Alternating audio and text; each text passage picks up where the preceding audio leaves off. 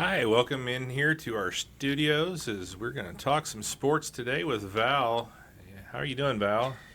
Yeah, doing great, Steve. This is kind of an unusual week this week, with usually baseball sectionals end on Memorial Day. Mm-hmm.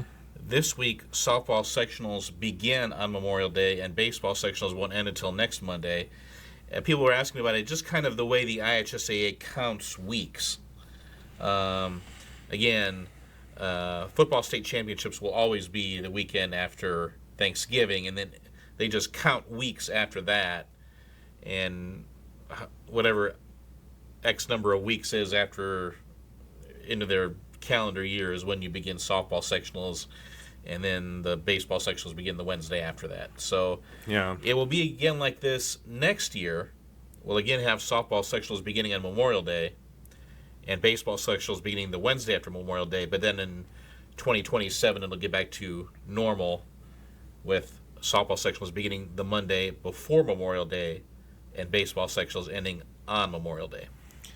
Yeah, it was kind of odd. I was thinking about that yesterday when I was at home that I don't remember the last time I actually didn't work on Memorial Day. So that's one of those things there that does. And I do want to take a minute to, say, how appreciative we are of all of our servicemen and women that have made that ultimate sacrifice. The reason that we were able to play softball and baseball on Memorial Day because of the sacrifice of so many people over the years. And the Memorial Day is to remember those people who lost their lives in service to our country. So just wanted to take a minute to thank all those men and women and their families who have sacrificed so much for our country. So as we get ready to talk here, some of our softball teams, unfortunately, as we do a preview show for sectionals, are already out of the tournament. Unfortunately,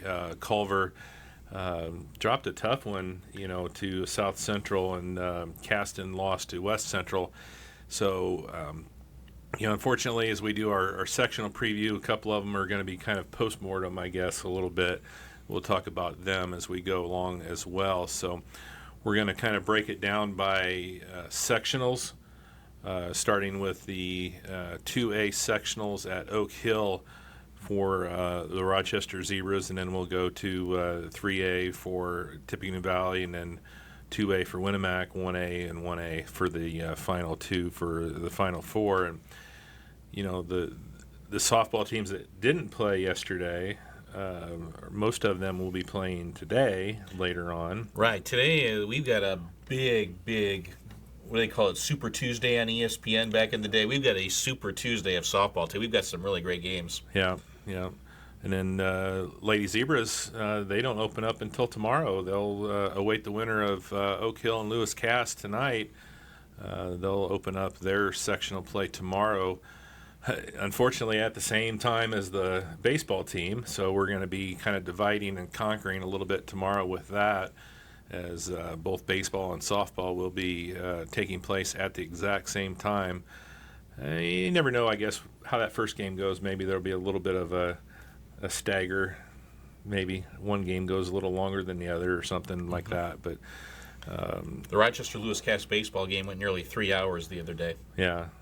Yeah, so if we can get maybe something there that will delay that a little bit, or move one of them ahead a little bit, you never know how that all works out. But it'll be pretty close to the same time, so we're gonna have all those on IHSA TV for you, both those softball and baseball games. So, you got anything else here you want to just get right into it, or? Yeah, not a whole lot to say, except this is maybe the most intense week of sports of the year. Yeah. I mean, when you talk about every game is a do-or-die game, and every little strategical decision means something, and every little every little thing is a big thing, and every little decision is a big decision, and that's why we love this week so much. Yeah, and then you factor in too a lot of the other stuff that's going on the outside of the sports. You got graduations to worry about. Yeah. Your seniors are graduating or have already graduated. We had 3 graduations on Friday with Culver and Pioneer, and Caston graduated, Caston. right? Yeah, Caston's graduation was Friday. We've got some graduations coming up this week. Yeah, we've got Argus graduation on Friday this week.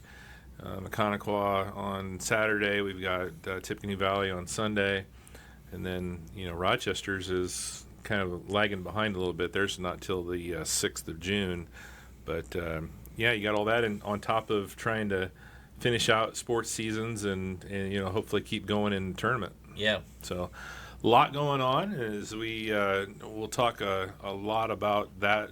We're actually going to do 2 different shows today. We're going to break it up. We're going to do this one is going to be our softball and baseball sectional preview show. And then we're also going to do another show that we will talk about girls tennis, we'll talk about boys and girls track, and we'll talk about golf as well. So we'll split those up into different shows so that you can, get those however you like, right? You don't have to sort through 2.5 hours of information, I guess, because we're going to have a lot of information here. So let's take a quick commercial break, and we'll come back, and we'll get right into it. We'll start with Sectional 38, the 2A sectional at Oak Hill when we get back here on Talking Sports with Val. When it comes to your money, you want a bank that understands you. At First Federal Savings Bank, we offer more than just a place to deposit your paycheck. We're here for every step of your journey. Need a loan for that new dream home? We've got you covered. Looking to save for the future? Let's make it happen together. From personal banking to business banking, we offer full-service solutions tailored to your needs, online, in person, or over the phone. No matter where you are, at First Federal Savings Bank, we're with you every step of the way. We don't want to be the biggest bank, just the best.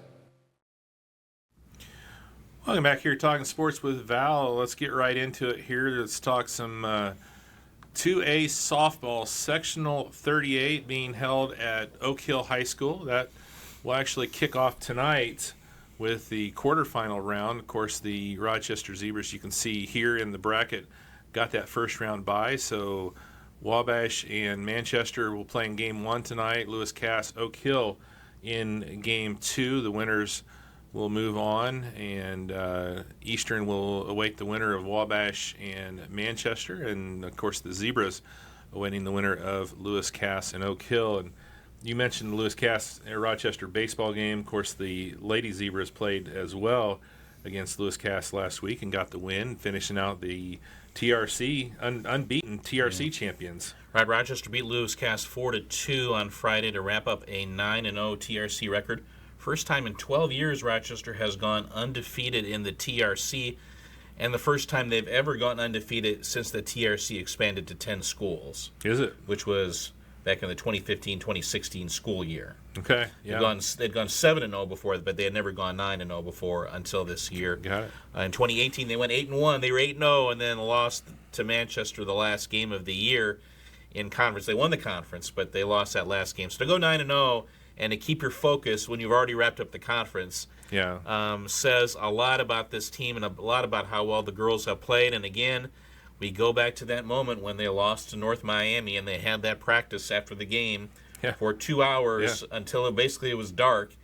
Well, guess what? They have lost one game since then. They are 15-1 since then. They are 19-4 overall. And people are paying attention now because Rochester's finally ranked. First time all year. They are ranked number 50. Or I don't know if it's the first time all year, but they're back in the polls, ranked number 15. Yeah, I think they were maybe before that North Miami game, and they dropped out, and then had to work their way back up in there.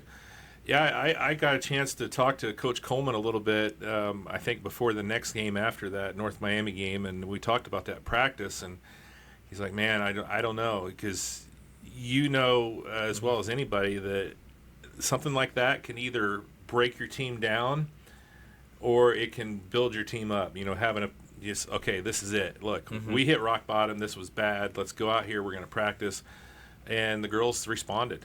They responded well. And I didn't really doubt that they would because of the group that we have. But because of this group, I mean, they were gonna get the message, and they like to be pushed. Mm-hmm. Yeah, they like to be pushed. And Coach Coleman was the pusher. Yeah. Yeah, I think he got pushed first because it pushed his buttons a little bit. Yeah. And I think the big thing was just errors, right? I mean, Yeah. unforced errors basically, and they've really cleaned that up. The since errors then. have gone way down. And now defense is a big strength of this team. I know they did give up an unearned run against Lewis Cass, but those have been very rare. And when you combine that with a strikeout pitcher like Bria Rensberger, boy, they are tough to score on. I mean, the outfield defense has been exceptional, especially with Aubrey Miller in left and Dara Strasser in right. Braylon Hunter's had to make a big catch in that Southwood game. Gabby Medina's a really solid third baseman. You can't, if you see anybody else, third base was kind of okay, who's playing there today? Yeah. Well, now it's Gabby Medina's playing there pretty much every game because she has been really solid. Talk about Aubrey Wilson. Miley Heinzman's made some big plays. Which, Gabby Medina making solidifying that third base spot really helped as well, because Aubrey Wilson then was able to move back to her more natural spot of short, because she was playing third there for a while too. So yeah, a lot of that. Of course, early season you're trying to figure out who's going to be able to play where. You got new people in the lineup, and so let's look at this bracket here. I mean, you got to talk about this with Rochester getting a pretty good draw. Obviously, you get that first round bye, and obviously already have played Lewis Cass. What do we know about Oak Hill? Oak Hill, I think, was 16-5 the last time I checked, and they'll be hosting, and they beat Lewis Cass during the regular season. Okay. So you'd have to think the Lady Golden Eagles will be favored to win this game. But as for Rochester, now this sectional will be played on turf. And I don't believe Rochester's played a turf game all year. They were supposed to play that tournament at Logansport, which got rained out. So I don't think they played a game on turf all year. It's been a while. But having said that, one would think Rochester would adjust very well to turf. I mean, this is a team that really relies on speed offensively and hitting the ball on the ground and using your speed to cause havoc on the bases. Especially when you talk about that top three in the order of Aubrey Miller and Braylon Hunter and Aubrey Wilson. And then you've got maybe the fastest player on the team is Dara Strasser, and she bats ninth. And Emma Mathias brings some speed to the table if she's in there as a DP. So Miley Heinzman's pretty fast, too. So, again, the speed of this team is what really is its forte. You would think that would work out well on turf. Plus, Bria's gets a lot of strikeouts, so I know sometimes playing defense on turf is unusual, but again, when the other team isn't putting the ball in play a whole lot, well, that helps. Yeah. And Bria had 15 strikeouts against Lewis Cass the other night. Yeah. So the top half of the bracket, game one tonight, Manchester and Wabash, those two teams have already met. Manchester won. Yeah. So, if you can get by, if it is Oak Hill and you can get by there, you got to feel like, you got two TRC teams and Eastern up there in the top half of the bracket. You got to feel like you got a good chance. Rochester has wins over Manchester, Wabash, and Eastern, all three of them. And they beat Manchester 10-0. Wabash was 8-2, and Eastern was 17-6 or something like that. So yeah, I mean, not only did they beat all three by a pretty comfortable margin. Yeah. So really, Oak Hill's the only outlier in this sectional that the Zebras have not got a chance to face all year. So yeah, that would be the one question mark, right? Right. We're gonna find out a lot about their team. I think they have their pitcher's also a sophomore, from what I've heard. Yeah. So it should be a good one there. Obviously, we're going to have coverage of the Lady Zebras throughout. Or it could be, hey, Lewis Cass Fitzhugh is such a good pitcher. She could beat Oak Hill. Nobody should be shocked if Lewis Cass beats Oak Hill. I mean, I know Fitzhugh plays on the same travel team with Aubrey Miller, and so they're quite familiar with Fitzhugh. And she did a good job against Rochester on Friday. Yeah, the Lady Z's won 4-2, but it was a very competitive game. Yeah.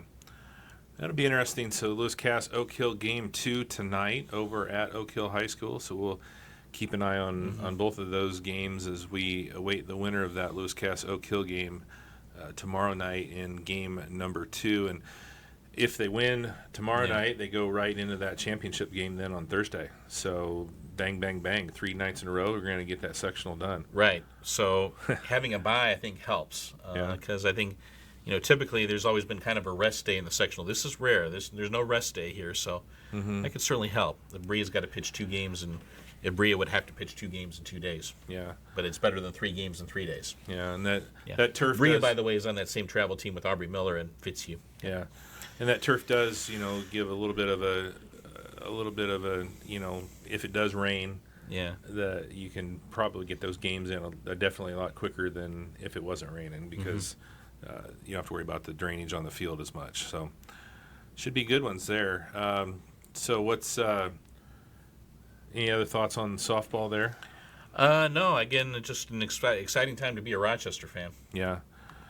So as we move over across the parking lot there on Thursday night. Yeah, I'll give a shout out to the seniors too. Mia Hadashella and Lily Conley have been great leaders on this team. And Dara. And Dara. Yeah. Yeah, those 3 have all been great leaders. Yep. So the Rochester Zebras baseball team will be in quarterfinal action tomorrow night in game number 2 on the night. So this draw is a little bit more, I would say, difficult than the softball team's draw, because you didn't get the bye, so now you got to go 3 games to get a sectional championship, and you got a Manchester team that, man, I tell you what, I was just thinking about how many just down to the wire extra inning games has Rochester and Manchester played over the last 5-6 years. Oh my gosh, yeah. I mean, it's just been, Yeah. you think back to the game with Brady Perez. Yeah. What was that? Was that 19? 2019, Yeah, yeah. I And the mean- catch by Braxton McLaughlin out in shallow right field Yeah. I to mean, win that game, yeah. there've been so many games, including last year's sectional, the regular season game this year. I mean, it's just Manchester, is going to bring it, and they've got a really good stud pitcher, and I'm sure Rochester will see him. Right, and let's break some news here about Rochester baseball. Some exciting news. Tanner Reinertz has been chosen the IBCA District 1 Player of the Year. Really? And we just found Awesome. out about that today. Awesome. So congratulations. That's voted on by the coaches in the district. Yeah. Kind of like football, you don't know. The district's kind of a weird how they draw the map. But still, yeah, great news for Tanner. Yeah, And congratulations. well deserved. He has been just scorching hot of late. He went 4 for 4 against New Prairie, and every ball was just a missile off his bat. Mm-hmm. I mean, he has just been even by Tanner standards, he's been hot. Yeah, yeah. And there's been several games over the last 2 weeks where he's got a hit every time up. Yeah. So it's not the first time that he's been 4 for 4. Right. The Whitco game, he was 3 for 3 with 6 RBIs with a single, a double, a homer, and a walk. Yeah, he was 3 for 3 with a walk and 6 RBIs. Yeah. Yeah. That's all just within the last week. 3 Yeah. for 3 against Whitco, 4 for 4 against a good New Prairie team. Yeah. He only went like 2 for 3 against Lewis Cass with 2 hits and 2 walks. Only 2 for 3. Yeah. Come on, what are you doing? Yeah. Gosh, wake up, Tanner. And the one guy who got him out was maybe the slowest pitcher I think I've ever seen in high school. That's another story. Tanner's probably still steaming over that, but yeah. Sometimes that throws you off more than anything. Yeah, really. Literally threw him off. Right. But yeah, Rochester, they were ranked number 6 in the final poll of the year, and again, taking in a Manchester team that Rochester beat Manchester 2-0 in 8 innings back on April 30th. Carson Pollock threw a no-hitter in that game. It was one of the best pitchers duels I've ever seen in high school baseball. Him and Harper Sturtzman. Carson, it was not only was it a no-hitter, it was an efficient no-hitter. He threw only 88 pitches in 8 innings. Mm-hmm. Having said that, Manchester's kind of gone into a little bit of a slump since that game, and they finished the regular season with just a 12-12 record. Now, having said that, they're not your typical 500 team, and they have played a pretty tough schedule. Mm-hmm. They're not an explosive offensive team. Again, you'll notice their shortstop, Ethan Hendricks, point guard on their state championship-winning basketball team. He'll provide some speed at the top of the order, and then their number 2 hitter is even faster than he is. That's Reese Gertie, who we saw him on the football field. He's their center fielder, and he is really fast. Yeah. So you got to keep those guys off the bases. If you can keep those guys off the bases and force the other guys to beat you, I think you'll improve your chances. It's funny. Whenever 2 conference teams meet in the sectional in baseball, it's usually they throw the pitcher that didn't throw in the conference game. I don't think that's going to happen this time. I think Sturtzman's pitching, and I think Carson Pollock is pitching for Rochester as well. Yeah. Corey Good basically said as much when I interviewed him after the New Prairie game on Saturday. Why wouldn't you pitch Pollock? He pitched a no-hitter against Manchester last time. Yeah. And for Manchester, they've got to pitch Sturtzman. They just really don't have that much depth behind him. Yeah, 45 innings on the year. He's at 80 strikeouts in 45 innings. He's he's just a huge kid, and he comes directly at you with a lot of heat, and there's a little bit of deception to his delivery as well. I definitely think, let's see if Rochester can. Rochester, I talked with Corey Good. He says the key to this game is going to be getting off to a good start. We can get off to 2-3-4-0 lead off right off the bat.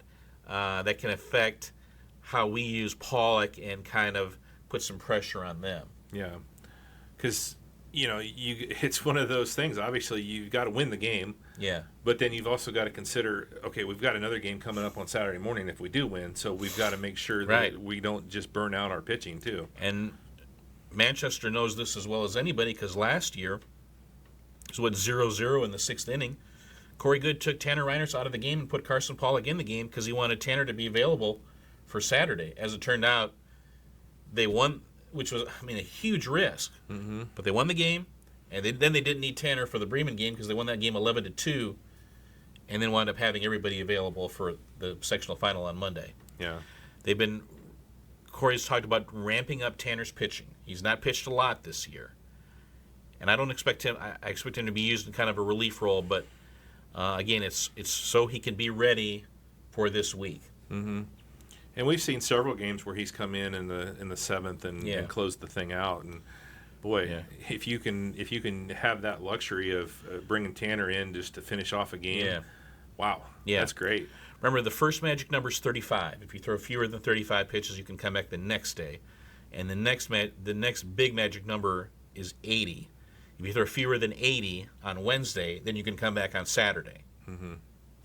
Yeah. You only have to take 2 days rest. If you throw more than 80, you need 3 days rest. Yeah. Yeah. Over 80, you're done until the championship game. Right. Yeah.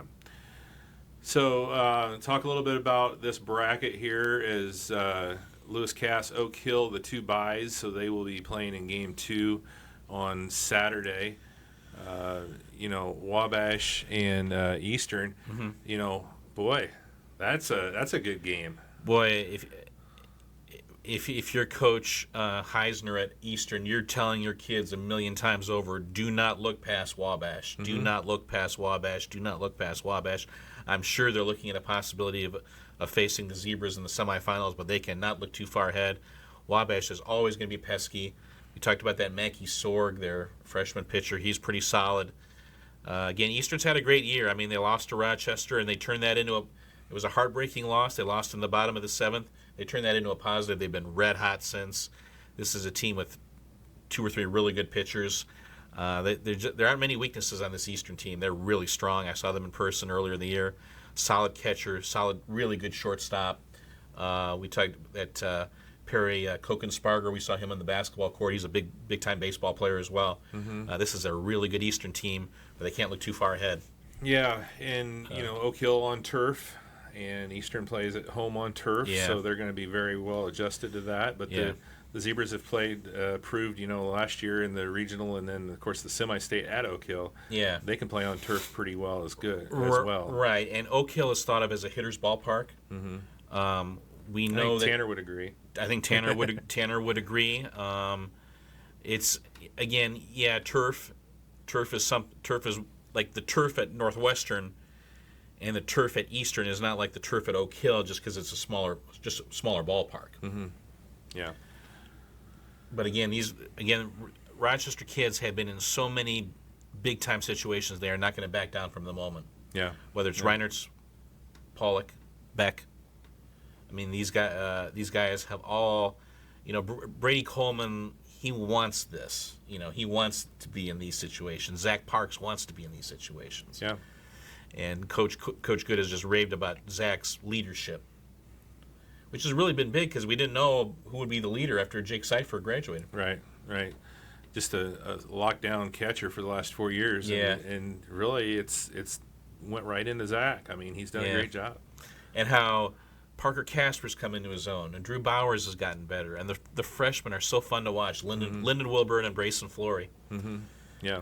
That hit by Brayson Flory against Lewis Cass, it was like, wow, he's up here. And Coach, he came up with a huge hit against Lewis Cass. So Yeah, we didn't even talk about that win against Lewis Cass. You know, they were able to work themselves back into the TRC championship. Right.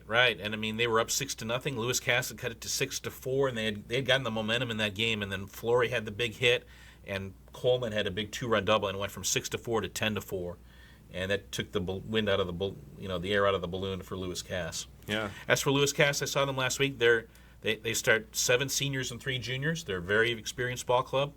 They don't have that type of arm like Pollock or Reinertz, though. Mm-hmm. So we will see how they do against Oak Hill. I don't know a whole lot about Oak Hill, but again, they've typically been a very solid program. Yeah. Should be a good one. Both baseball and softball will be taking the field right around 7 o'clock tomorrow. So yeah, we'll have both of those for you. Val right. and I will split up. I think you're going to softball. I'm going to go to baseball, and then Caleb's going with you, and then Cade's going with me. So we'll divide and conquer tomorrow. Right. The baseball sectional semifinal will be 11 a.m. Saturday. Mm-hmm. So if Rochester beats Manchester on Wednesday, they'll play 11 a.m. Saturday. Yep. And then 7 p.m. Monday for the sectional final. Yep. All right, let's take another quick commercial break here. We'll come back and we'll work our way down. We'll talk some 3A sectional with the Tippecanoe Valley Vikings when we get back. Talking sports with Val. RTC Fiber Communications knows the internet is evolving, taking new twists and turns. As we add our input, make our choices, and follow the light that connects us all, it's quite a journey. One to experience with the fastest speeds available. And with a variety of plans to select from, you'll be on your way in no time. Contact RTC Fiber Communications, connect to the internet speed that suits your journey, and enjoy the ride. Welcome back here, talking sports with Val as we get ready for our baseball and softball sectionals here. As the Lady Vikings, Val, sectional number 20. They will be, this is they've actually played 2 of these games here, so we actually know the winners.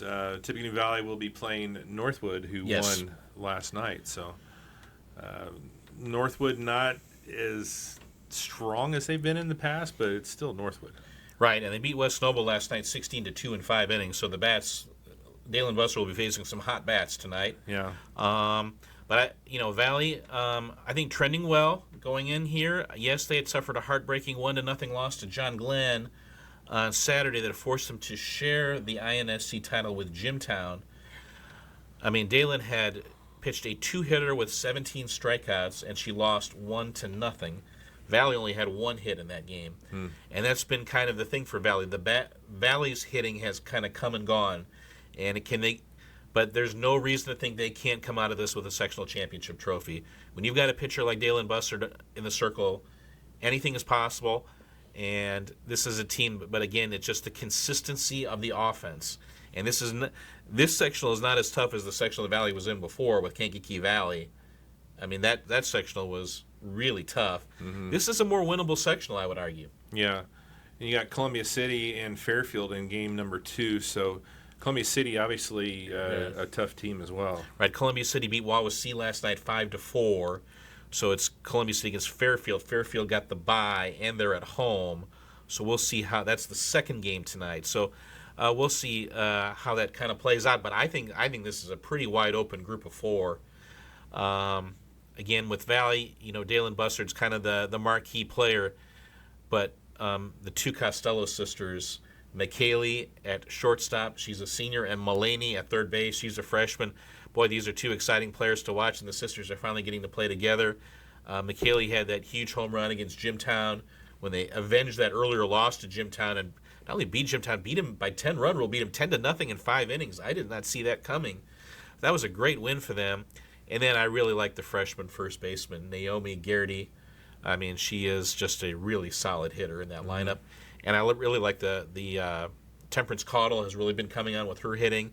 And then out in center field, you got a lot of speed with Kaylin Mans. Yeah, good team there. Like you said, though, they've got to get some more consistency from their offense. Yeah, and I think a little more consistency from their defense as well. Mm-hmm. I mean, she's gonna do a lot of the work. She's gonna get some strikeouts for you, but when the ball's hit at you, you have to be able to make plays and make good decisions with the ball where you throw it. Yeah. Sometimes that's as important as not making the error, throwing the ball to the right base. Yeah. And Garrity's capable of pitching as well if Yeah, needed. yeah. So, yeah, it should be a good one there. Game number 1 coming up tonight. Then sectional championship for them, is that on Thursday? Yes, Thursday at 5:30. So 5:30 tonight, and if they win, 5:30 on Thursday at Yeah. Fairfield. Yeah. So, quite a few of our softball teams got first round buys. So, Yeah. Obviously baseball, softball, I think it's kind of debatable, basketball wise, if you want that first round buy or not. We've kind of had some coaches over the last few years say, well, I don't know.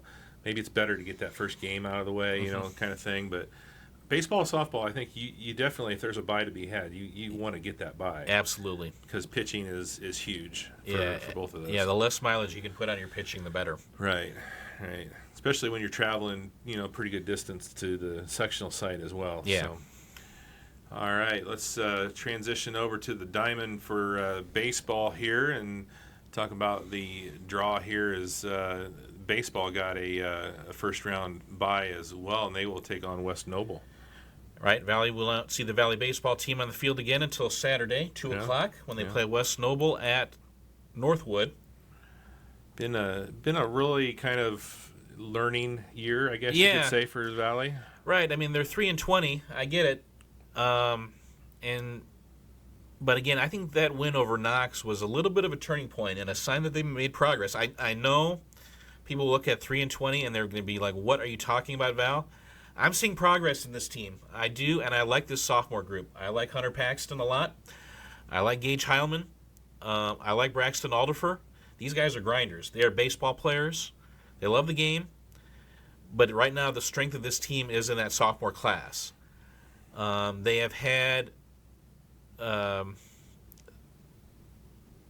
issues, I think, and the Adamson kid is also a really good young sophomore. The issue with this team is just getting that experience under their belt. The other issue is they just don't have a whole lot of pitching experience. There's just there's no shutdown arm. There's no ace that just scares the heck out of you. It scares the heck out of the other team. That guy's in. Yeah. They're working on that right now. Again, they brought in, basically, not only is Clayton Adamson a new coach, but they brought in a whole new coaching staff with Scott Backus and Ethan Medina and Aaron Huffman. Yeah. And all these guys who can relate to kids and also know how to build up arms and how do you set up a batter, pitch sequencing, pitch grips. Yeah. It's a lot of learning. Yeah. I can imagine, Aaron was just such a technician on the mound that, that's probably translating well into coaching because, he learned how to pitch basically, the same way he's probably teaching kids how to pitch, I would assume. Yeah. And,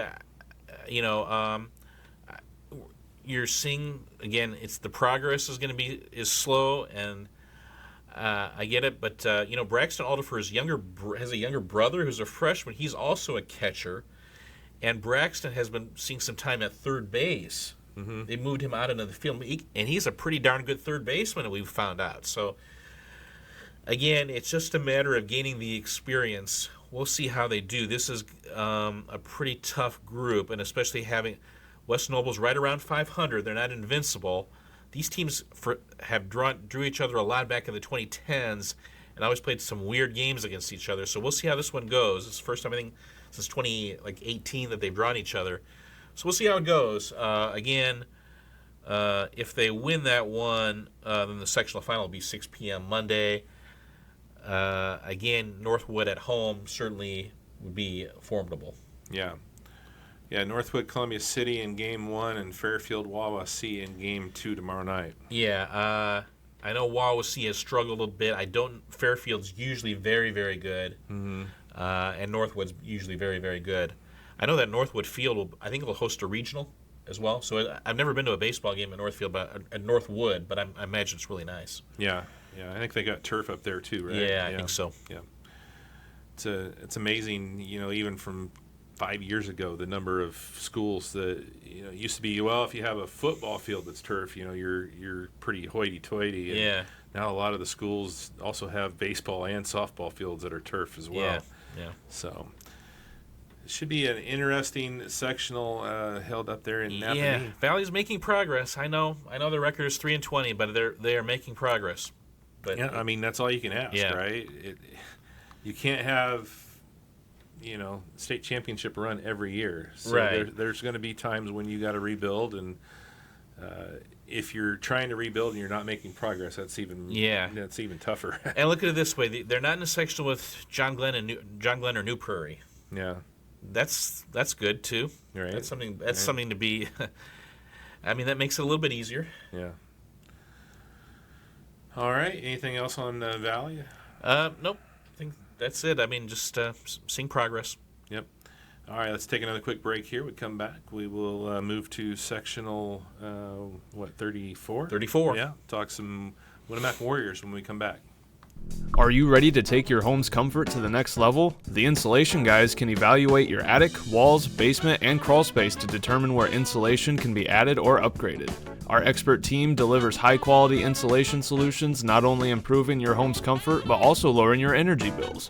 Call us today for a free quote at 574-223-3626 or visit us online at www.theinsulationguys.net.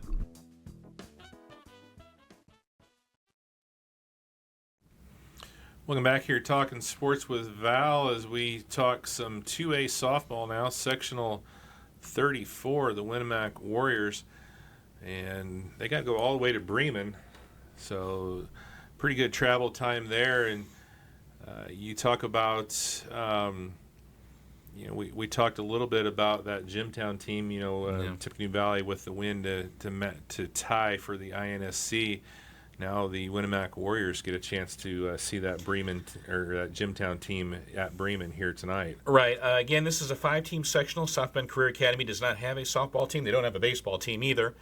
And Bremen beat LaVille on Monday 21-1 in 5 innings. That was no surprise. LaVille has really struggled all year. So this is basically kind of when the draw came out, this is kind of how we foresaw it looking with Valley playing Jimtown in Game 1 and Knox playing Bremen in Game 2. And I think, again, you can make a case for any 4 of these teams, I would argue. Winamac is ranked number 14 on the year, 14 in the Class 2A poll in the final poll of the year. Winamac 14, Rochester 15. Winamac 20-6 on the year. Hoosier North champions, and they had an undefeated run in their conference, going 8-0. I was there when they essentially clinched the conference when they beat North Miami. Mm-hmm. That was a great win for Winamac, winning that game 7-4. And then they officially clinched it when they beat Triton on Saturday. But when that win over North Miami was the big one. North Miami wound up going 7-1. Again, Winamac, we've got a lot of good defensive center fielders in our area, Steve, but I think my favorite is Michaela Werner at Winamac. She goes and gets them to her left, to her right. She is a sensational defensive player. And, we talked about Corinne Combs so much. I finally get to talk to Corinne Combs, and I find out how smart she is as a softball player and how much fun she is to play with. And, I mean, she is as good a hitter as we have in our area. If there are runners in scoring position, a first base is open, and Corinne Combs is up, if you're playing Winamac, you better think strongly about walking her. I mean, she does not miss in clutch situations. She hits the ball hard every single time up in clutch situations. Yeah. Yeah, just and obviously, it's always going to be a well-coached team as well. Yeah, they don't beat themselves. Yeah, and they realize you have to be strong up the middle, which they are. Maggie Keller has moved from the outfield last year to shortstop this year and really handled it well. Grace Roth is a newcomer at second base. She's really solid at that spot. And then Brody Goodman can play first base or second base. And then they got a nice outfield. Obviously, we talked about Werner, but Lindsey Walters is a really solid out there in right field. And then in left field, when Adriana Hall's out there, she's solid out there too. So there just aren't that many weaknesses defensively on this Winamac team. And of course, what makes Winamac unusual is they pitch 2 pitchers in just about every game. Yeah, around the 5th inning every game, Brooke Roush leaves and Adriana Hall comes in, and it's two different types of pitchers. Roush is more, she'll peck away at that outside corner and throw some breaking balls, and then Adriana comes in, and her specialty is just jamming those right-handed hitters with that screwball. She gets in your kitchen all the time, and it's hard for right-handed hitters to extend their arms against her. Mm-hmm. And she gets a lot of weak pop-ups and strikeouts. Yeah. Yeah, it's a great luxury to have two quality pitchers like that. Yeah. And it's not like they pull her out just because she's not doing well. It's a nice rotation. Yeah. Yeah, and when you can, softball is one of those sports you could ride one pitcher a long ways, like we've seen, with Buzzard and Layer and Rensberger, but you could also burn an arm out pretty quick that way too. Mm-hmm. So it's nice luxury to have two pitchers that you can rely on. Right. Now, Jimtown's pitcher is very, very good. I'm trying to remember her name. Eberhardt. She's a very solid pitcher. I do not expect this to be a high-scoring game tonight. This is going to be a 2-1, 3-2 type game. So let's see who can kind of manufacture runs and move. It's not sometimes about how many runs are we going to score. It's about let's get that player to the next base and give yourself a chance to score. So Yeah. I think this is going to be a close, low-scoring game. I don't expect a lot of offense. Yeah. And it'll be really interesting too because both teams did get that first round bye, so they're well rested. Yeah. You look at that Knox-Bremen game, I mean, you got Barnes for Knox and Grabowski for Bremen. I expect that game to be low-scoring as well. Yeah. Obviously, those two are very familiar with each other, not only over the years, but now being conference foes again. Right. And Knox is no pushover. Right. They've had a good season. I mean, they came in and beat Rochester at Fansler. So Yes. That's the only game Rochester's lost in the last 6 weeks. Yeah. 5 weeks, yeah. Yeah. So this should be an interesting Yeah. sectional. Knox has got a lot of speed at the top of their batting order, too. Yeah. Yeah. So, any other thoughts there on the softball? No, that's it. Should be fun. Should be really 2 really great days. Again, if Winnemac wins tonight, they'll come back at 6:30 p.m. on Thursday for the sectional final. All right. Well, the Winnemac baseball team, they're going to be some road warriors as well, but they did get a first-round bye, so they don't play until Saturday, but they've got to head up to Bago Yep. and play up there at Jimtown. So they get Bremen. And Winnemac comes in with a record of 15-11, and Steve, I'm going to hand it to you. What are the Bremen Lions like in baseball? Because I've not seen them live in person, but you have. Well, I mean, pretty similar to what we've always seen, right? Mm-hmm. I mean, they've got a lot of the same faces back. The Rao kid at catcher is a really nice hitter. He is a good, great catcher and a great hitter, and it's hard because the game that I got to see them at obviously was one of those Friday non-conference games, so Rochester was kind of throwing off a little bit, but they come at you and they can put the ball in play, and they were very aggressive on the bases as well, and the kid that I can't remember his name, but he was a left-handed pitcher. Sensilevsky? Yeah, Sensilewski. Lusky. I was calling Lusky, so but left-handed pitcher, just a sophomore, but solid. He looked really good against the Rochester lineup. I mean, if you're not pitching your best pitchers, that doesn't mean you can't. Your hitters aren't still the same people, and he did a really good job of holding Rochester down. I mean, he really did control the game. I don't know that he's even their number one pitcher. Yeah. Well, they've got some veterans on that team. Leidig. Yeah. I think he might be their number one, or I imagine I wouldn't be shocked if he were out there in a big situation. Yeah, he went. He went out early in that one. Okay. He fouled one off of his self. Okay. We'll say, and he went out after a while. And Does Graverson plays baseball? if he does, I don't remember where he was Or at. Maybe he. I don't remember the name in there now. They got Leidig, but they got Hunziker too, and he's a pretty solid hitter. Yeah, I mean, Bremen, they're gonna have athletes, right? Yeah. So. As for Winnemac, I mean, they've got Addison Allen. He's an outstanding center fielder, left-handed pitcher. He's going to go to Indiana Tech to play baseball after this year. He's kind of he's very key to their team.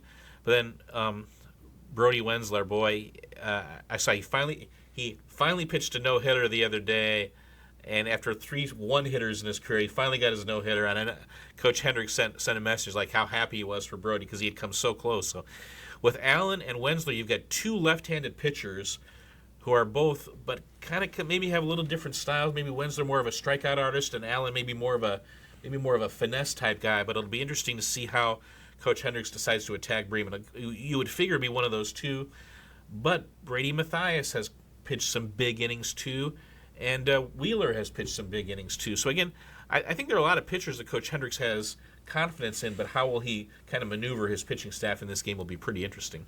And the other part of that too is I think Bremen had 3 or 4 left-handed hitters in the lineup, so that'll be interesting. Yeah, so okay, that would mean Yeah. maybe more likely a left-handed pitcher on the mound. Yeah. So that'll be interesting to see how that works out. Yeah. Yeah. Xavier Adriano is a freshman who has been the catcher, and I think he's done a really solid job. He doesn't look like a freshman. Mm-hmm. He's a grown man. We saw him on the football field. He doesn't look like a grown man when he looks like a grown man when he's playing quarterback, not like a freshman. Right. And then Hutch Martin's another nice young freshman at third base. Yeah. But this is a Winnemac team it's really solid. They've been competitive with most of the good teams on their schedule. Sometimes for Winnemac, the issue has been scoring runs, and can they, when they lost those 2 games to North Miami, they lost 2-1 and 2-0. Mm-hmm. I mean, and that's probably as close as North Miami got tested in that during their 15-0 run through the conference. Yeah. You got to feel like whoever wins that game, with Winnemac and Bremen, I mean, it's not going to be an easy championship game, but you got to feel like they've got a pretty good leg right to stand on. Right. You certainly like Jimtown's chances. I've seen Jimtown play. They're a nice team. Yeah. They can hit. Yeah. They can hit. And they're a veteran team, mostly juniors and seniors, and they've got some speed at the top of the lineup. 1 through 6 in their batting order, they can hit. Mm-hmm. Are they really strong in the pitching department? We'll see. You'd have to think if Jimtown can beat LaVille, then they'd be favored against Knox. Yeah. But there again, you got to go 3 games. But they got to go 3 games. Yeah. So then, who you pitch and where you pitch and how long you pitch them becomes huge. Yeah. So that first round bye for Winnemac and Bremen is big. Yeah, and again, it's really interesting because Winnemac is a 2A school in a 1A conference, and the other 4 teams in this sectional are all INSC teams who are 2As who are used to playing 3As. Mm-hmm. So we'll see. Strength of schedule, I think, is going to be. We're going to maybe make it interesting to see how strength of schedule kind of plays into this. Yeah, I can see that, but also I think the Hoosier North is a strong baseball conference. Yeah. So I mean, there's a few throw-off games, but you got teams like Pioneer, you got teams like Caston, mm-hmm. North Miami. I mean, it's a strong conference. Mm-hmm. I don't know. We'll see if that plays into it or not, I guess. Any other thoughts there on Winnemac? No, that's it. Should be good. Should be a really interesting sectional. Sectional final will be 5:30 on Monday at Jimtown. Okay, early one. Yeah, so 10 a.m. Saturday against Bremen, and then 5:30 on Monday if they beat Bremen. Okay. All right. Good luck to both the Winnemac softball and baseball teams. We'll take another quick break here, come back, and we'll move on to 1A. Thanks to the generous donors, the Fulton County Community Foundation has given over $19 million in grants and scholarships to our local communities. Grants received at the Community Foundation help families send their children to preschool, provide transportation, fund scholarships, local community events, and so much more. Call 574-223-2227 or visit nicf.org to see how your donation can benefit your community.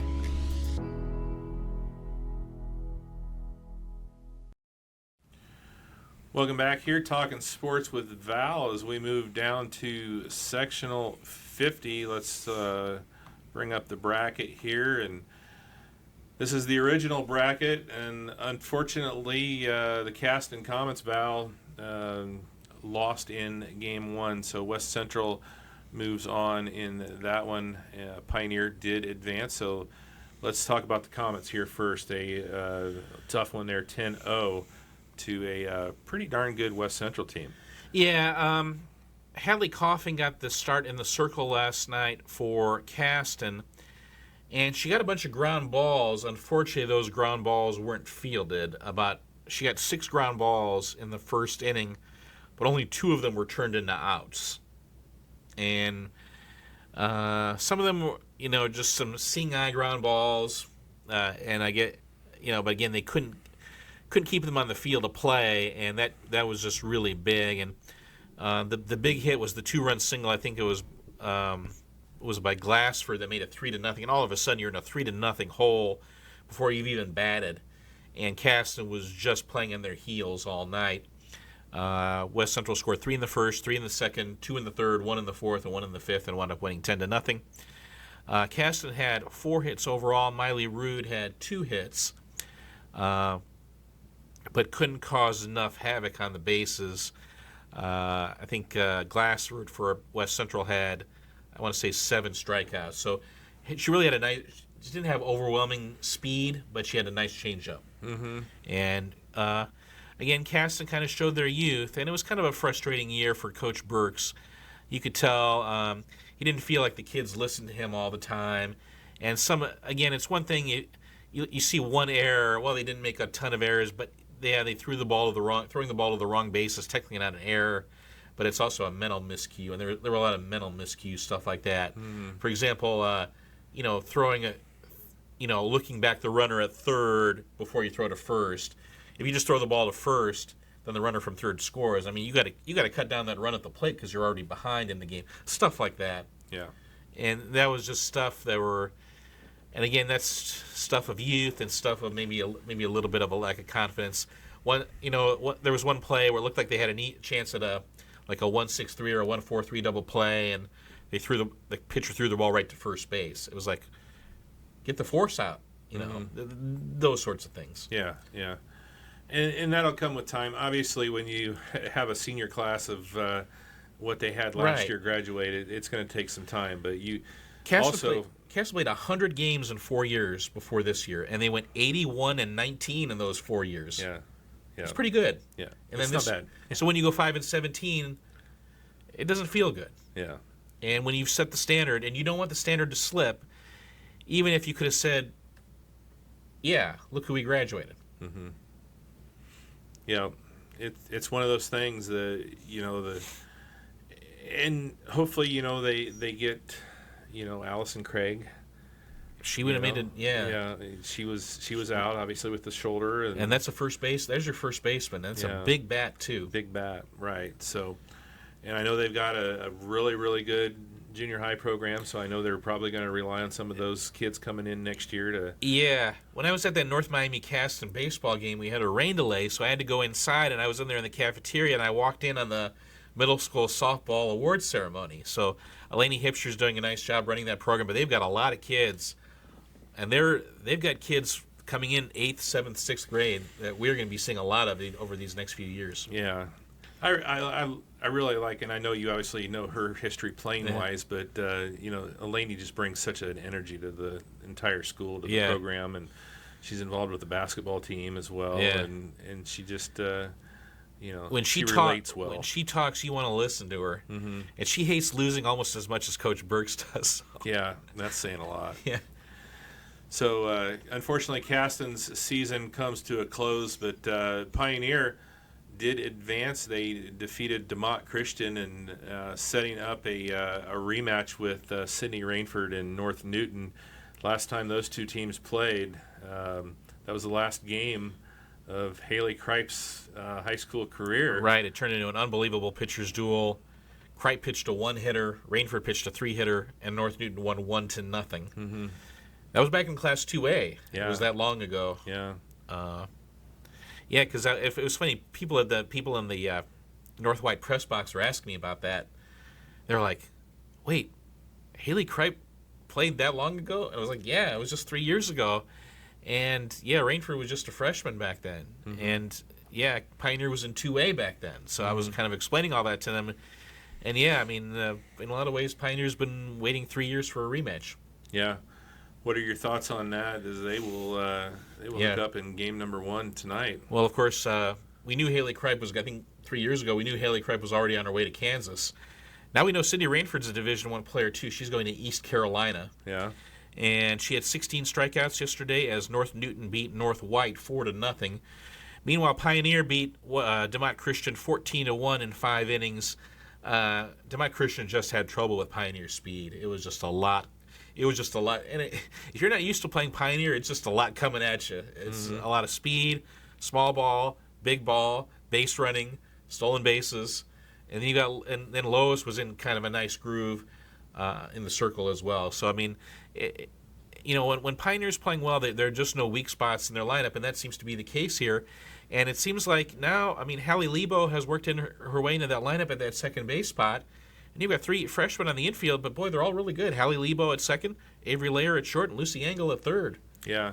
Really, for Coach Thomas, it's a pretty young team. You got the 2 seniors, but you got a lot of really, really young kids. I think 4 freshmen overall in the starting lineup. Right, and then Michelle Wank in left field is a nice defensive left fielder. Yeah. And then you've got an all-sophomore battery with Lois Layer and Addison Kennel. Yeah. Cameron Newby's kind of the old one of the bunch, playing the senior playing out in right field. The old lady out there. Yeah. And, so I would expect it's going to be probably similar to what we saw before. Rainford against Kripe. Now she's going up against her cousin, Lois Layer, and I could imagine that Lois is probably going to have a pretty good hold on the North Newton offense, but I can imagine that Rainford's going to do the same thing to Pioneer. Her cousin Haley was there yesterday watching, so she's going to have some pointers, I imagine, for Lois. And it's not an explosive North Newton offense.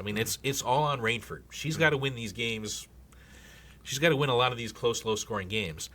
As for Pioneer, can they put their bat on the ball and cause havoc on the bases? Make somebody other than Rainford touch the ball. Yeah. Maybe force some errors. Again, North Newton's ranked number 4 in the state, so obviously they've been making some plays. They've only lost 3 games all year, but you got to find ways to bunt, hit and run, cause some havoc on the bases, and cause North Newton to kind of unravel if you can. Yeah. I don't know what North Newton's schedule looks like, but I do know that Pioneer, they've won 21 games, and they've played a really tough schedule. So, it's... Right, and I was talking with the kids yesterday. They talked a lot about that as well. That they're well, especially going to the Twin Lakes tournament, and playing a lot of those teams that they played. They really become battle tested. What's weird, the Pioneers played 31 games. They're 21-10. North Newton's played just 22 games. They're 18-3-1. That's nine more games of experience. Yeah. So Avery Layer had a gash in her leg, but she's back now. She got slid into back at the Twin Lakes tournament. Yeah. Had a pretty big gash. Had to sit out a little. It was bad. She had to sit out a little while, but she's back now, and she stabilizes things at that shortstop spot and gives them another big bat in that lineup. I suppose the weather's probably been a big factor in the number of games because, especially you get out there, up on the prairie, in South Newton area, they probably had a few of those games that were rained out that maybe you were able to get. Perhaps, yeah. And then some of the, sometimes you're playing, like a Logan Sport that has turf, you can get a game in when you can't get a game in on a natural field. So. Yeah. Ava Beasy, I want to give a shout out to her too. Another big bat in that Pioneer lineup. Yeah. And then Newbie causes all kinds of havoc with her speed. Yeah.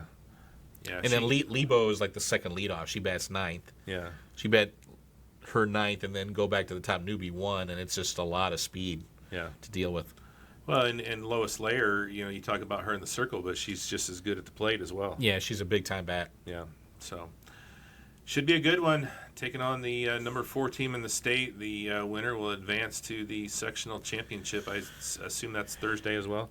That is going to be on Wednesday. That's a Wednesday. Believe it or not, wow. Wednesday at 6. So they want to get that over with.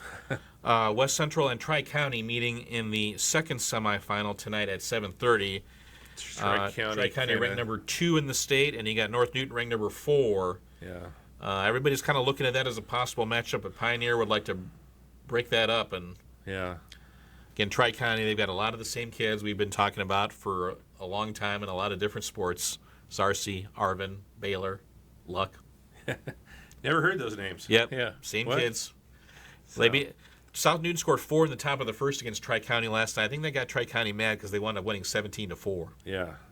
You just woke up the bear. Yeah.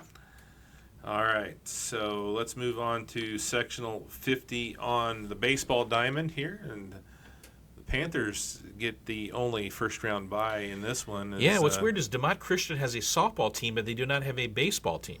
Yeah. Usually it's the other way around if you're only going to have one. Especially in 1A, yeah. Now, we were told that DeMott Christian might have had a baseball team at some point this year, but they don't were now. running low on numbers, and they don't now. Yeah. No. So Tri-County North Newton winner will take on Pioneer in Game 1 on Saturday. West Central will take on the host Comets, and North White and South Newton for the other quarterfinal game. Right, so one game on Wednesday, two on Thursday, and then the two semifinals on Saturday with the sectional final on Monday.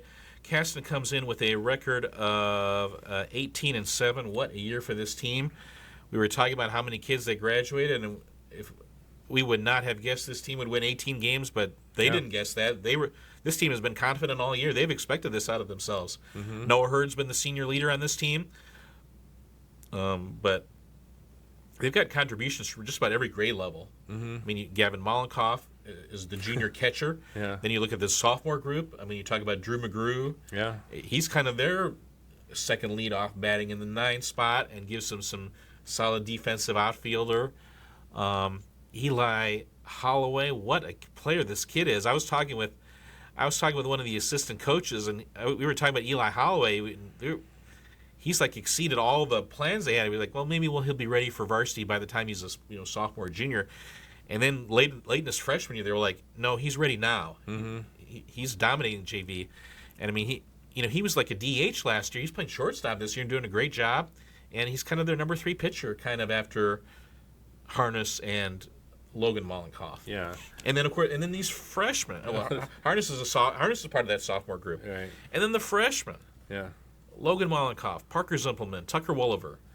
Well, London. I like London Hurd a lot. I think he's going to be a good player too. And you show me one of those kids that you just named, and tell me which one of them looks like a freshman. Yeah. I don't think any of them do. Right. I mean, we saw them at Bob Copeland Field early in the year, and they gave Rochester everything they wanted in that game, and they've just continued to play like that. Yeah. And that was, I think, their first game of the year for them. And yeah. You knew that special things were going to happen this year, and I can just imagine what this team can do before their runs up. Yeah.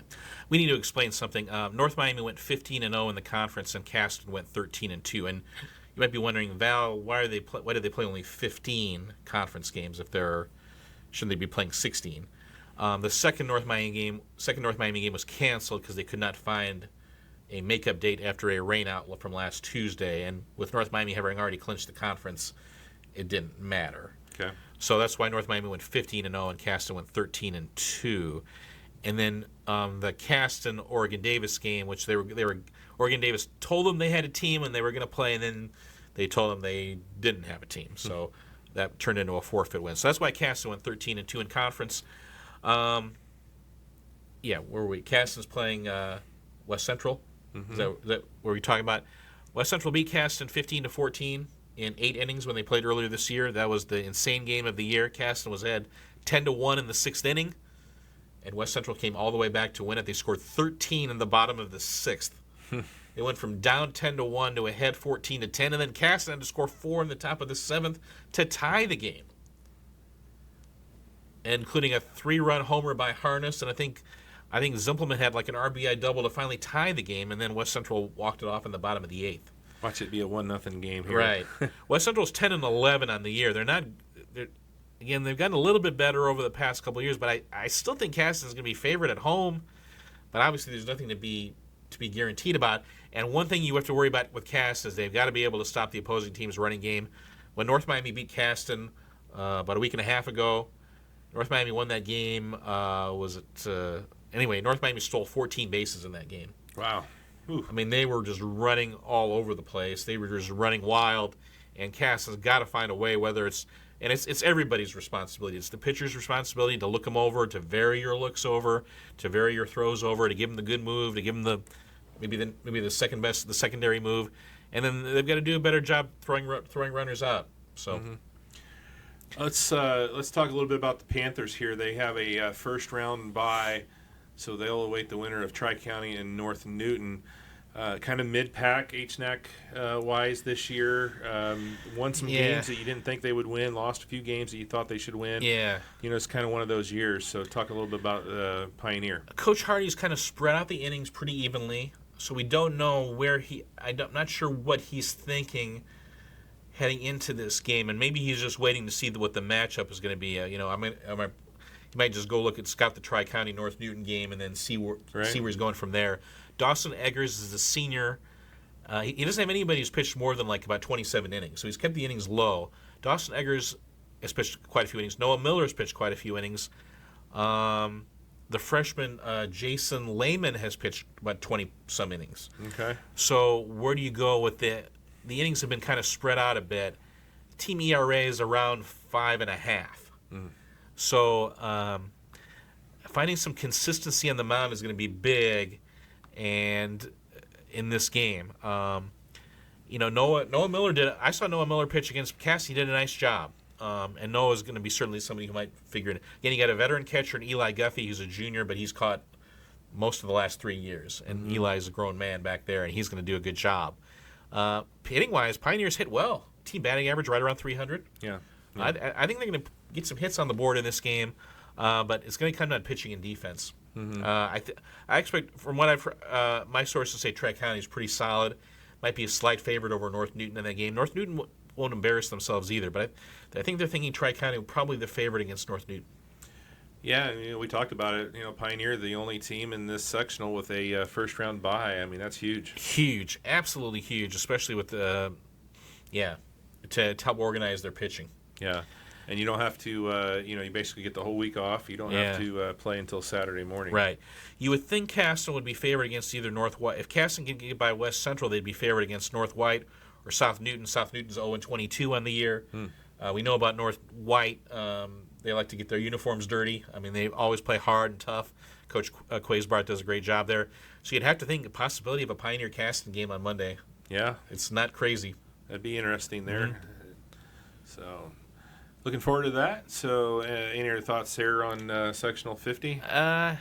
Yeah, not a ton. Again, I think it's a Pioneer team that's, again, after graduating Braden Erickson last year, I think they've made, like you said, they've won some games where, boy, that's a really nice win, but they've also suffered some tough losses. So we'll see where they're at mentally, I think, going. Where's their confidence level at going in? Because, again, they got the bye. Take advantage of it. Yeah, definitely. All right, we're going to take another quick break. When we come back, we'll wrap things up. We'll talk Sectional 51 when we get back here Talking Sports with Val. Criskin's Pools and Spas is your local contractor for all your pool and hot tub installation needs. With over 33 years of service to Fulton County and the surrounding areas, and with a wide selection to choose from, Criskin's is sure to hook you up with exactly what you need no matter what your budget is. To learn more about our services, find us on Facebook at Criskin's Pools and Spas, call 574-857-3100, or stop on by at 7448 Liberty Avenue in Fulton to see how Criskin's can help you. All right, welcome back here as we wrap up our baseball softball preview show here with Sectional 51. And let's talk some softball first here. Unfortunately, one of our teams already eliminated out of this sectional. The Culver Cavaliers drop a tough one. Played them well, but you get South Central right out of the gate, and unfortunately, that's the end of your season. I think you can argue those are the Culver and South Central were the two best teams in that sectional. They wound up drawing each other right off the bat, and South Central won at 3-2. Even though the game was played at South Central, Culver was the home team. South Central scored 3 in the top of the 6th. Culver scored 2 in the bottom of the 6th. But there was a weird call. I haven't heard an explanation. I think Molbash was called out for offensive interference. I don't even know what that is. Did she get in the way of a fielder or something? But she was on third base at the time. Culver still scored 2 runs that inning, but it looked like they might have been able to score even more than that. Again, Culver had to face Lexi Johnson from South Central. She's Division I, going to Toledo, and struck out only 11 times. I know that, which is below average for Lexi Johnson. And meanwhile, Aiden Molbash pitched great. She had 1 walk, 9 Ks. I mean, boy, just a heartbreaking loss for those kids, especially after, they had that tough loss to Westville last year when they lost by 1 run in the sectional final. Yeah. So these kids, but again, this is still a young team, and I don't despair. I know it's tough, but there's a lot of good softball left for these kids. And again, you see with Molbash and Milam, they're leaders. Mm-hmm. They played some softball before. And they want to win. I mean, they're there to win. This is a team that's made some great strides, and I really like Abigail Zahner too in that leadoff spot in the batting order. Yeah. She gives them a lot of speed, and then Brooke Davis too. Yeah.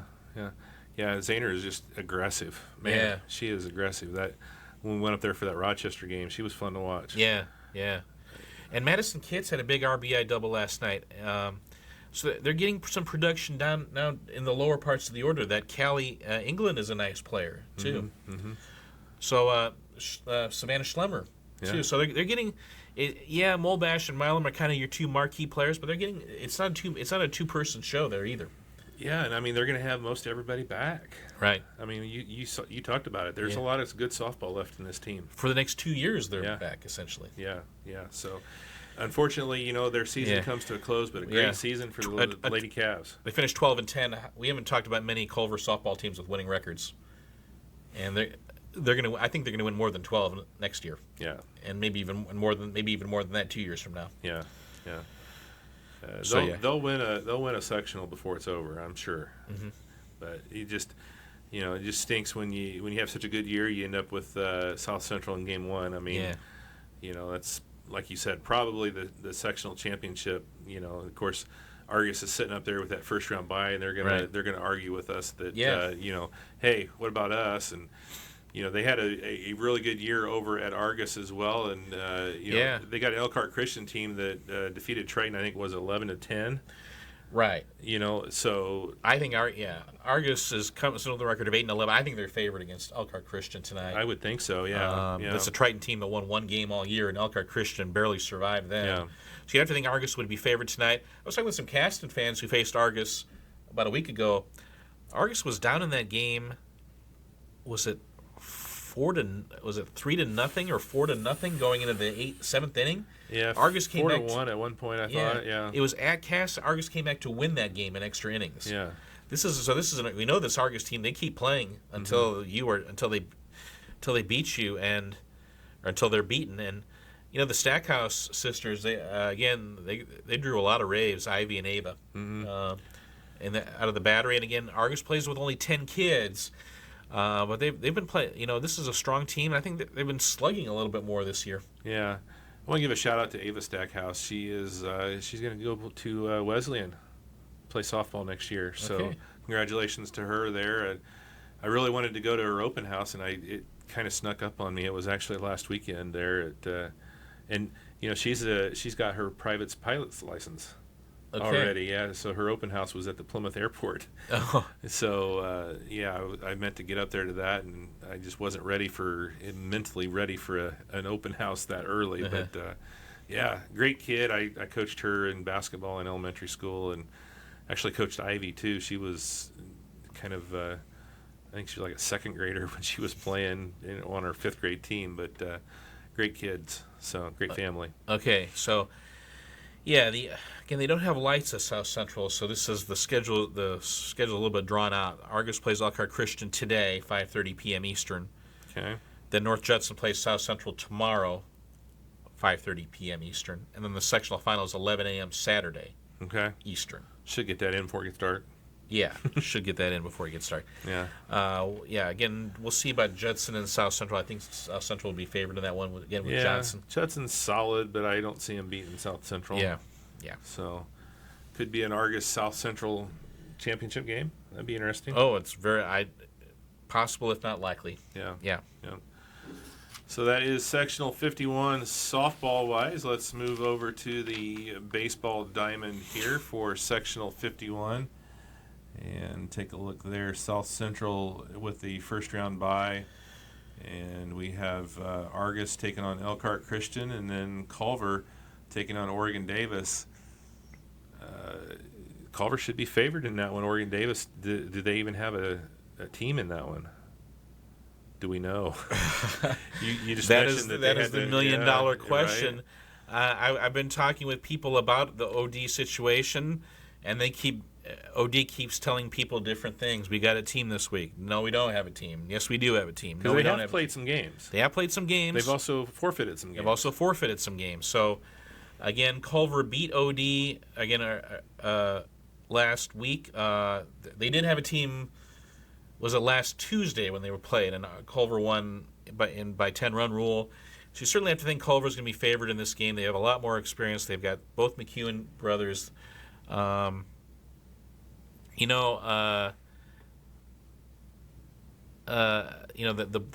Bushman kid is a freshman catcher, doing a nice job. when one McEwen's pitching, the other's playing shortstop. The Zorich is at third base. So, I mean, you're seeing this team's making some strides. Defensively, they've got to lock it down, though. I mean, the McEwens can't strike out everybody, and you've got to be able to make plays defensively when it's called upon. But again, Culver comes in 6-14, but I think they've been made. Yeah, I mean, again, I would say Caleb is the better pitcher than Jonas, but Jonas can help out too. I think Coach will Lowry. Yeah, Shane Lowry. I think he'll throw Caleb to 120 pitch max, and then he'll bring in Jonas. But he'd rather not have to do that. But I mean, he'll ride Caleb as long as he has to, because I mean, I think that's kind of the way their pitching situation is working right now. Yeah. But again, between Culver, Oregon Davis, Elkhart Christian, and Argus, one of those four is going to be in the sectional final. Why not the Cavs? Yeah. So, in fact, I think it will be the Cavs. Yeah, I don't. The only one I really don't know much about is Elkhart Christian. They in a similar situation? Yeah. Okay. Yeah. Okay. So the bottom half of the bracket you're saying is not the most robust part of that bracket. Up for grabs. Get your popcorn and enjoy it. Judson, Triton, they got some poll recognition, didn't they, this week? Yeah, I think so. Triton's been coming on. They were really struggling a couple 3 years ago. They've really made big strides the last couple 3 years. And they brought in some good arms and some good athletes on that team. Some pretty familiar names that we've seen in softball and in football and basketball. Yeah. So South Central hosting there. I don't know much about their baseball team.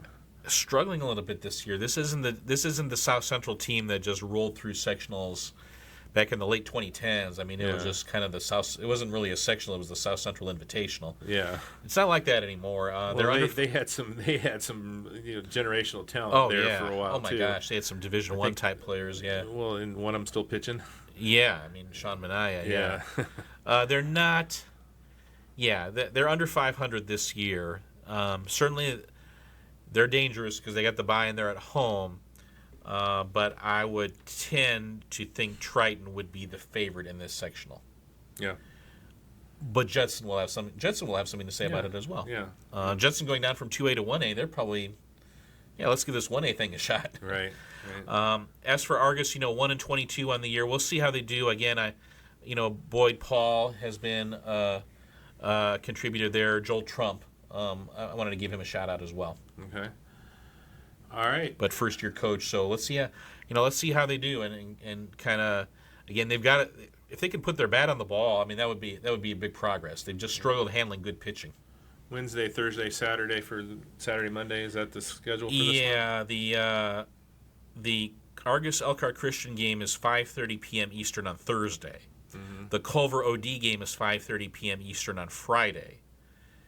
And then those two winners will meet at 12:30 p.m. Eastern on Saturday. Okay. So they go 10 a.m. and 12:30 p.m. on Saturday, with a sectional final at 5:30 p.m. Eastern on Monday. So they're Eastern times. Okay. Yeah, I'm talking in Eastern times here. Yeah. So Yep. All right. Well, I think that covers everybody. Unless you know something we missed, I think we've got everybody baseball, softball wise. Yeah, I mean this is just going to be a fun week, an awesome week, and again regionals for softball coming up on June 3rd, and boy, that's going to be exciting as well. Would be great if we had get to go to a regional softball game again like we did last year. Yeah, could be Rochester versus Rossville. That'd be nice. Rossville won state last year in 1A. They're up to 2A this year. Yeah, that would be a potentially fun matchup. Yeah, that would be at Rossville, so that would be interesting. Yeah, so. Avery Layton. Yeah. All right, well, that's going to do it here for baseball and softball. Don't forget, we're also going to do a show when we're going to talk some girls tennis. We'll talk some boys and girls track and some boys golf as well. So we're going to do a completely separate show for all of those. So we'll go through all that and talk some more sports with Val. So hope everybody has a safe and productive summer, and we'll be back probably midsummer, we'll talk our all RTC spring sports teams. And of course, we'll be getting right into the fair coverage before too long. It's not too far away. So got a lot of stuff going on. So don't forget the Rochester Zebras taking the field in both baseball and softball tomorrow night at 7 p.m. So we'll have coverage of both of those on IHSA TV. All right. Thanks, everybody.